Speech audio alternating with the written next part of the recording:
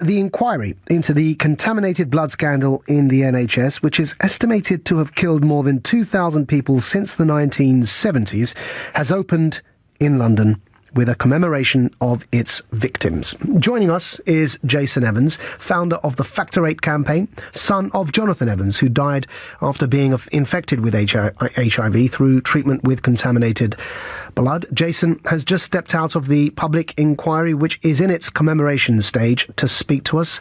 Thank you for joining us, Jason, and welcome. Hi, yeah, thanks for having me on. You've been campaigning around this for a long time now. Can you give us a brief overview of your fight for justice?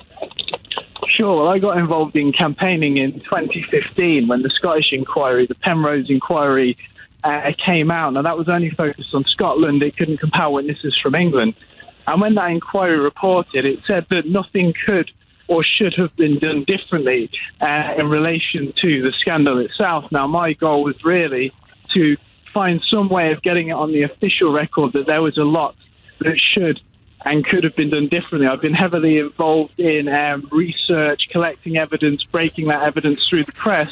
And of course, we now also, separate to the inquiry, have a group legal action in the High Court involving some 800 or so claimants. And what are you hoping to get from this inquiry? What outcome, for example, would you like to see? I think what we're looking for, essentially, is to see the truth be put on the record once and for all about what happened here, because it's my firm belief and the belief of many victims and families that the truth about that has never been told. And the scale of this scandal, it's massive in the sense that there are an estimated 2,000 people or more who have died as a result of receiving contaminated blood from the NHS since the 1970s. So it's a huge scandal in terms of scale, but not many people know about it. What's going on? No, and I think this is one of the problems, is that we call it the contaminated blood scandal. And I think the thing that people draw from that is that this is to do with blood, when actually it isn't. What we're talking about is a pharmaceutical medicine that was known as Factor 8 or Factor 9 concentrate.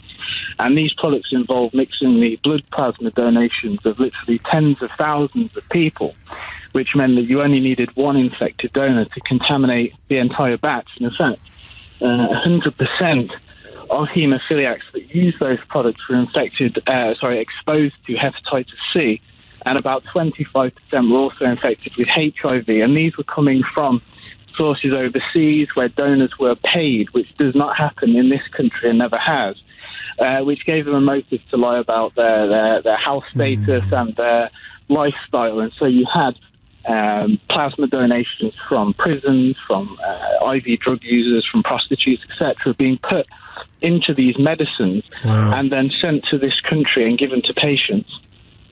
Sounds terrible, Jason. I wish you the best of luck with this inquiry. That's Jason Evans joining us, founder of the Factor 8 campaign, son of Jonathan Evans, who died after being infected with HIV through treatment with contaminated blood. He had just stepped out of the public inquiry because it was in its commemoration stage to speak to us. And, of course, we'll bring you updates on that as and when we can here on LBC.